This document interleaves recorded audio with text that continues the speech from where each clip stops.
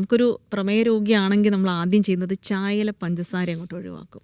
കൂടുതൽ ലഡു കഴിക്കും, അതൊക്കെ ചായയിൽ പഞ്ചസാര ഇടില്ല എന്നുള്ളതാണ്. പക്ഷേ ഈ പല ആളുകൾ അതിനൊരു പ്രതിവിധി കണ്ടെത്തും. പഞ്ചസാര വൈറ്റ് ഷുഗർ ആണ് പ്രശ്നമുള്ളത്, ചിലപ്പോൾ ബ്രൗൺ ഷുഗർ കുഴപ്പമുണ്ടാവില്ല, പിന്നെ കുറച്ച് കരിപ്പെട്ടി അല്ലെങ്കിൽ ശർക്കരയൊക്കെ ആവാം. ഇതൊക്കെ ശരിയാണോ? ശരിക്കും പറഞ്ഞാല് അതെല്ലാം ഇപ്പൊ ശർക്കരയാണെങ്കിലും ബ്രൗൺ ഷുഗർ ആണെങ്കിലും ഷുഗർ തന്നെയാണ്. പക്ഷെ എനിക്ക് ഇപ്പൊ ഞാൻ പ്രമേഹ രോഗിയായാൽ ഞാൻ ചായയിൽ പഞ്ചസാര ഇട്ടേ കുടിക്കും. സത്യത്തില് എന്താ അങ്ങനെ പറയുന്നതെന്ന് വെച്ചാൽ, നമ്മളൊരു ചായക്കടയിൽ പോയാൽ ചായ വിത്തൗട്ട് 2 ഉണ്ണിയപ്പം അല്ലെങ്കിൽ നെയ്യപ്പം, ഏത്തയ്ക്കപ്പം, ഈ ചായയിൽ നിന്ന് നമ്മൾ ഒരു ഫുഡ് അകത്തോട്ട് കയറുമ്പം അതിനകത്തു നിന്നുള്ള കാലറീസാണ് നമ്മൾ കൗണ്ട് ചെയ്യേണ്ടത്. ഒരു ചായ പഞ്ചസാര ഇട്ട് കുടിച്ചാൽ ഒരു 80 കാലറീസാണ്. ഒരു ബനാന ഫ്രൈ സത്യത്തിൽ ഒരു 140 കാലറി വരും. അപ്പോൾ 2 ബനാന ഫ്രൈയും ചായ വിത്തോട്ടും കുടിച്ചിട്ട് അവർക്ക് കാര്യമുണ്ടോ? അപ്പോൾ സത്യത്തിൽ ആ ചായയിലെ ഷുഗറിനെ നിങ്ങൾ പേടിക്കണ്ട, ചെറിയ അളവിലൊക്കെ ഒരു രുചിക്ക് വേണ്ടി എടുക്കാം. പക്ഷേ അത് ശർക്കര ആക്കിയോണ്ടോ ബ്രൗൺ ഷുഗർ ആക്കിയോണ്ടോ ഒരു വ്യത്യാസവും ഇല്ല. പക്ഷേ നിങ്ങൾ ഈ ടോട്ടൽ കാലറീസ്, പ്രത്യേകിച്ച് ഉള്ളിലോട്ട് എടുക്കുന്ന മൊത്തം പഞ്ചസാരയുടെ അളവിനെയാണ് ശ്രദ്ധിക്കേണ്ടത്. അപ്പം അതിനുവേണ്ടിയാണ് ഞാനത് എപ്പോഴും പറയുന്നത് വെച്ചാൽ, പഞ്ചസാര ഒരു നിരപരാധിയാണ്. കാരണം പഞ്ചസാരയ്ക്ക് മധുരമുണ്ട് എന്ന് നമുക്ക് എല്ലാവർക്കും അറിയാം. അത് ഷുഗർ പേഷ്യൻ്റ് അത് ഒഴിവാക്കും. പക്ഷെ മധുരമില്ലാത്ത പഞ്ചസാരയാണ് വില്ലൻ. അതാണ് നമ്മുടെ ഈ വേവിച്ച് വെച്ച ചോറ്, ഇപ്പോൾ ഈ നെയ്യപ്പത്തിനകത്ത് കയറുന്നത്, പലഹാരങ്ങളിനകത്ത് കയറുന്നത്. ചില ആൾക്കാർ ഗോതമ്പിലേക്ക് മാറും.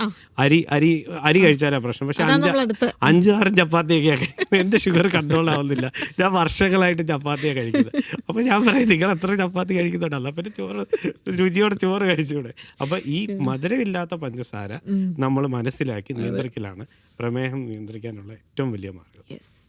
ഡോക്ടർ, അതുപോലെ പല ആളുകൾക്ക് നമുക്ക് രാവിലെ എണീറ്റാൽ ഒരു ചായ അത് നിർബന്ധമാണ്. ഒരു പക്ഷേ first thing in the morning എന്ന് പറയുന്ന ആദ്യം കഴിക്കുന്നത് ചായ ആയിരിക്കും. അതിപ്പോൾ ഡയബറ്റിക് ആയ ആളുകളാണെങ്കിൽ അല്ലെങ്കിൽ, അപ്പോൾ രാവിലെ തന്നെ നമ്മുടെ വയറ്റിലേക്ക് എത്തുന്നത് ഈ ചായ, അതിൻ്റെ ഒരു മധുരമാണ്. അപ്പോൾ ഈ ചായ കുടിക്കാൻ ഒരു ഐഡിയൽ ടൈം ഉണ്ടോ ശരിക്കും? ചായ നമ്മുടെ ഒരു അക്വേർഡ് ഹാബിറ്റ് ആണ്. അപ്പം ചിലർക്ക് ഈ ചായ കുടിക്കുമ്പം ഈ ഗ്യാസ്ട്രൈറ്റിസ്, ഈസോഫേജിയൽ റിഫ്ലക്സ്, കുറച്ച് ഇൻടോളറൻസ് ഒക്കെ ഉണ്ടാവും.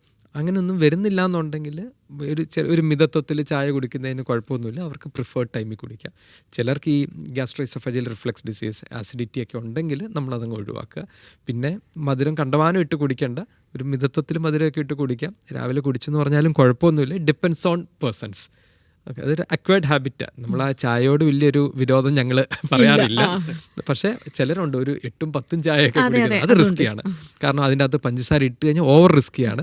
പിന്നെ അത്രയും ചായ കുടിച്ചു കഴിഞ്ഞാൽ കുറേ സൈഡ് എഫക്ട്സ്, ഈ ഗ്യാസ്ട്രിക് സൈഡ് എഫക്ട്സ്, ചിലർക്ക് ഈ അരിത്മിയാസ് വരെ, ഈ തിയോഫിലിൻസ് ഉണ്ട്, അരിത്മിയാസ് വരെ ഉണ്ടാവാനുള്ള സാധ്യത. ഡോക്ടർ, അതുപോലെ നമ്മൾ പറയുന്നത് നമ്മുടെ ഒരു മെയിൻ മീല് നന്നായിട്ടൊക്കെ ഭക്ഷണം കഴിക്കുമ്പോൾ അതിൻ്റെ കൂടെ ചായ കുടിക്കുമ്പോൾ അയൺ അബ്സോർപ്ഷനൊക്കെ കുറയുന്നു പറയുന്നത് ശരിയാണോ? അതൊരു ചെറിയൊരു മൈനർ ഫാക്ടറാണ്. അത് നമ്മൾ വലിയൊരു കൺസേൺ ആയിട്ട് എടുക്കേണ്ട ആവശ്യമില്ല. ഓക്കെ. പിന്നെ ഡോക്ടർ, അതുപോലെ നമുക്ക് പലതരത്തിലുള്ള ഡയറ്റ് ഉണ്ട്. നമ്മൾ അങ്ങോട്ട് തുടങ്ങായി അസുഖം വന്നു എന്ന് കണ്ടാൽ നമ്മൾ ഡയറ്റിൻ്റെ ഒരു പൊടി പൂരാണ്. പിന്നെ കീറ്റോ ആണെങ്കിലും ഇൻ്റർമിറ്റ് ആണെങ്കിലും എന്തൊക്കെ ഡയറ്റ് അവൈലബിൾ ആണോ ഒക്കെ ചെയ്ത് നോക്കുന്നവരാണ് മലയാളികൾ. അപ്പോൾ ഇൻ്റർമിറ്റൻറ്റ് ഫാസ്റ്റിംഗ് ഒക്കെ നമുക്കറിയാം, ഒരു ഇടവേള, ഒരു വലിയ ഇടവേളയ്ക്ക് ശേഷം കഴിക്കുന്നതാണ്. അപ്പോൾ ഈ ഷുഗർ പേഷ്യൻസിനെ സംബന്ധിച്ചിടത്തോളം അങ്ങനെ ഒരു വലിയ ഗ്യാപ്പ് എടുക്കുമ്പോൾ അത് വലിയ ഇഷ്യൂ ആണോ? കാരണം ചില ആളുകൾക്ക് ഷുഗർ താഴ്ന്നു പോകാനുള്ള സാധ്യത കൂടിയുണ്ട്. അല്ല, അത് ശരിക്കും പറഞ്ഞാൽ ഇൻ്റർമിറ്റൻറ്റ് ഫാസ്റ്റിംഗ് നമ്മളിപ്പം ഒബിസിറ്റി കൺട്രോൾ ചെയ്യാനും ഇപ്പോൾ രാത്രിയിലത്തെ ആഹാരം ഒക്കെ നേരത്തെ ആക്കുന്നുണ്ട്, നമുക്ക് ഒത്തിരി അഡ്വാൻറ്റേജ് ഉണ്ട്. പക്ഷേ ഈ പ്രമേഹ രോഗി പ്രത്യേകിച്ച് ഇൻസുലിനും മരുന്നുകളും ഒക്കെ എടുക്കുമ്പോൾ ഒരു ഡോക്ടർ നിർദ്ദേശപ്രകാരം മാത്രമേ നമ്മൾ ഇൻ്റർമിറ്റൻറ്റ്, ഈ പറഞ്ഞതുപോലെ ഇപ്പോൾ രാത്രി ഇൻസുലിൻ എടുക്കുന്നൊരു പേഷ്യൻറ്റ് ഇൻസുലിൻ എടുക്കുകയും ഭക്ഷണം വളരെ കുറയ്ക്കുകയും ഡോക്ടർ അനുവാദം ഇല്ലാതെ വളരെ കുറയ്ക്കുകയാണ് ചെയ്യുന്നതെങ്കിൽ അതിരാവിലെയൊക്കെ ഷുഗർ കുറഞ്ഞു പോകാനുള്ള റിസ്ക് ഉണ്ട്. പക്ഷേ നമ്മളൊരു പ്രമേഹ രോഗി അല്ലെങ്കിൽ പ്രീ ഡയബറ്റിക് പേഷ്യൻസിനൊക്കെ ആ ഡയബറ്റിക് റെമിഷനിലേക്ക് പോകാനായിട്ട് നന്നായിട്ട് ഹെൽപ്പ് ചെയ്യുന്നൊരു കാര്യമാണ് ഇൻ്റർമിറ്റൻറ്റ് ഫാസ്റ്റിംഗ്. നമ്മൾ ഈ പറയുന്ന ചില ആൾക്കാർ ഉച്ചയ്ക്ക് കഴിച്ചിട്ട് പിന്നെ കഴിക്കാതിരിക്കത്തില്ല. അങ്ങനെ അത്രയും എക്സ്റ്റെൻസീവ് ആയിട്ട് പറഞ്ഞില്ലല്ലോ, എല്ലാ ആൾക്കാർക്കും ഫോളോ ചെയ്യാൻ പറ്റുന്ന ഒരു ഇൻ്റർമിറ്റൻറ്റ് ഫാസ്റ്റിംഗ് എന്ന് പറഞ്ഞാൽ രാത്രിയിലത്തെ ആഹാരം നമ്മളൊരു 7:30 മണിക്ക് മുമ്പ് നമ്മൾ കഴിക്കുക. രാവിലത്തെ ബ്രേക്ക്ഫാസ്റ്റ് ഒരു 8:30 ആയാൽ തന്നെ എല്ലാ ദിവസവും നമുക്കൊരു 13.5 മണിക്കൂർ ഇൻ്റർമിറ്റൻറ്റ് ഫാസ്റ്റിംഗ്. നമ്മൾ പ്രത്യേകിച്ച് ഒന്നും ചെയ്യേണ്ട, പട്ടിണി കിടക്കുന്നില്ല, ഒന്നുമില്ല. ആ ഡിന്നർ നേരത്തെ ആക്കുക, ബ്രേക്ക്ഫാസ്റ്റ് 8:30, 8 o'clock കഴിഞ്ഞ് കഴിച്ചാൽ എല്ലാ ദിവസവും നമുക്ക് ഇൻ്റർമിറ്റൻറ്റ് ഫാസ്റ്റിങ്ങിൻ്റെ എഫക്റ്റ് കിട്ടും. അപ്പം പ്രമേഹ രോഗികൾ പ്രത്യേകിച്ച് ഈ രീതിയിൽ നമുക്ക് ആ ഇൻ്റർമിറ്റൻറ്റ് ഫാസ്റ്റിംഗ് ഇംപ്ലിമെൻറ്റ് ചെയ്താൽ അവർക്ക് ഷുഗറും കുറഞ്ഞു പോകത്തില്ല, അവരുടെ ഡയബറ്റീസും കൺട്രോൾ പോകും, അമിതവണ്ണമുള്ളവരുടെ വണ്ണവും കുറയും. നമ്മൾ ഈ ലേറ്റ് നൈറ്റിൽ ഇപ്പം ലേറ്റ് നൈറ്റ് പാർട്ടീസിന് പോകുന്ന ആളുകളൊന്നും ശ്രദ്ധിക്കേണ്ടതാണ്. അതുമാത്രമല്ല, ഇപ്പോൾ സ്വിഗ്ഗിയൊക്കെ നമ്മൾ നോക്കിയാൽ മതി. ഞാനിങ്ങനെ സൈക്കിളൊക്കെ ചവിട്ടി ഞാൻ ഒരു ദിവസം കൊല്ലത്തേക്ക്, അപ്പോൾ ഒരു സ്വിഗ്ഗി ഡ്രൈവർ അവിടെ നിൽപ്പുണ്ട്. ഞാൻ പുള്ളിയെടുത്ത് ജസ്റ്റ് ചോദിച്ചു, മോനെ രാത്രി എത്ര മണി വരെ? അപ്പം പുള്ളി വീഡിയോയിൽ വരാൻ നിന്നില്ല. 2-3 മണി വരെയൊക്കെ നമ്മുടെ ഈ മെട്രോസിലും എല്ലാം സജീവമാണ്. അപ്പോൾ ഈ ഉറക്കമില്ല, രാത്രിയുടെ സമയ നേരത്തുള്ള ഇൻ്റർമീഡിയറ്റ് ഫാസ്റ്റിംഗ് പോയിട്ട് ഫാസ്റ്റിങ്ങേ ഇല്ലാത്ത അവസ്ഥയിലേക്ക് നമ്മൾ പോകുന്നതല്ല നമ്മുടെ ഒബിസിറ്റിക്ക് കാരണമാകുന്നുണ്ട്. ഇപ്പോൾ ഡോക്ടർ ഒരുപാട് ആയുർവേദം എന്ന് പറഞ്ഞുകൊണ്ട് നമുക്ക് ഒരുപാട് റെമഡീസ് പരീക്ഷിക്കുന്ന ആളുകളുണ്ട്. അത് ഒരുപക്ഷെ ഇങ്ങനെ ഒരു മരുന്നുകളൊന്നും എടുക്കാതെ തന്നെ പണ്ടൊക്കെ പാവക്ക നീരായിരുന്നു താരം, ഇന്ന് എന്താണെന്ന് എനിക്കറിയില്ല, നെല്ലിക്ക ജ്യൂസ്, അങ്ങനെ ഒരുപാടുണ്ടെന്ന് തോന്നുന്നു. അപ്പോൾ ഇതൊക്കെ കുടിച്ചുകൊണ്ട് ഇത് നിയന്ത്രിക്കാം, മരുന്നുകളൊന്നും ആവശ്യമില്ല എന്ന് പറയുന്ന ഒരു ഗ്രൂപ്പ് ഓഫ് ആൾക്കാരുണ്ട്. യഥാർത്ഥത്തിൽ അതൊരു അപകടകരമായ പ്രവണതയല്ലേ?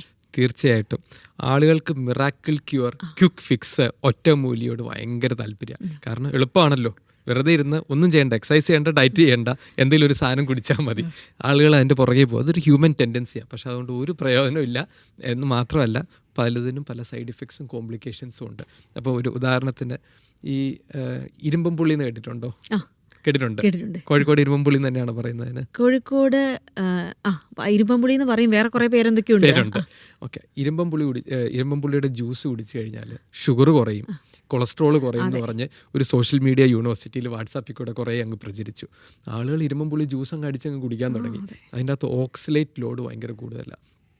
ഒരു ഗ്ലാസ് ഇരുമ്പമ്പുള്ളി ജ്യൂസ് കുടിച്ചവർ തന്നെ ചിലപ്പോൾ ആ ഓക്സലേറ്റ് എല്ലാം കൂടെ കിഡ്നിയിൽ പ്രിസിപ്പിറ്റേറ്റ് ചെയ്ത് പിറ്റേ ദിവസം ഒരു തുള്ളി മൂത്രം വരാതെ എത്ര പേഷ്യൻസ് വന്ന് അഡ്മിറ്റായി ഡയാലിസിസ് ചെയ്യേണ്ടി വന്നിട്ടുണ്ടെന്നറിയോ? അതുപോലെ പല ഒറ്റമൂലികൾക്കും നമ്മളറിയാത്ത കുറേ റിസ്ക്കുകൾ ഒളിഞ്ഞിരിപ്പുണ്ട്.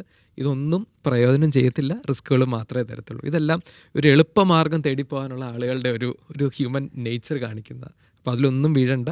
നമുക്ക് ചിട്ടയായിട്ടുള്ളൊരു ഡയറ്റും ലൈഫ് സ്റ്റൈലും തന്നെയാണ് ഡയബറ്റീസിനെ പോരാടാനുള്ള ഏക മാർഗം. ഇപ്പോൾ ഡയബറ്റിക് വന്ന ആളുകളെ ആശ്വസിപ്പിക്കാൻ വേണ്ടിയിട്ടായിരിക്കും ഈ ഷുഗർ ഫ്രീ. ഇപ്പോൾ എല്ലാ ഭക്ഷണങ്ങളും നമുക്ക് ഷുഗർ ഫ്രീ എന്ന് പറഞ്ഞ് കിട്ടുന്നത്. നല്ല മധുരമുള്ള കേക്കാണെങ്കിലും പായസം വരെ ഷുഗർ ഫ്രീയാ. അത് എങ്ങനെയാണ്? അതിനകത്ത് മുമ്പേ പറഞ്ഞ പോലെ തന്നെ നമ്മളിപ്പോൾ ഒരു ഷുഗർ ആഡ് ചെയ്യാൻ വേണ്ടി നമ്മുടെ പഞ്ചസാരയിൽ നിന്നുള്ള കാലറീസ് മാത്രമേ അവിടെ കുറയുന്നുള്ളൂ. ഇപ്പോൾ നമ്മളൊരു മധുരമില്ലാത്ത കേക്ക്, ആ കേക്ക് ഉണ്ടാക്കാൻ മൈദ വേണം, ബട്ടർ വേണം, ബാക്കിയുള്ള അത് ബേക്ക് ചെയ്യാനുള്ള എല്ലാ ഇൻഗ്രീഡിയൻസും വേണം. ഷുഗറിന് വേണ്ടി മാത്രമാണ് നമ്മളൊരു സബ്സ്റ്റിറ്റ്യൂട്ട് ഉപയോഗിക്കുന്നത്.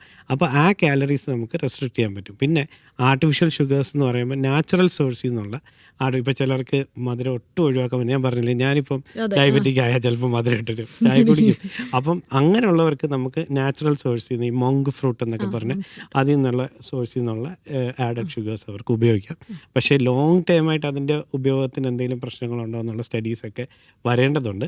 പക്ഷേ ആർട്ടിഫിഷ്യൽ ഷുഗേഴ്സ് വളരെ റെസ്ട്രിക്റ്റഡ് ആയിട്ട് അത്രയും ബുദ്ധിമുട്ടുള്ളവർക്ക് ഉപയോഗിക്കാമെന്നാണ് എൻ്റെ ഒരു ഉത്തരം.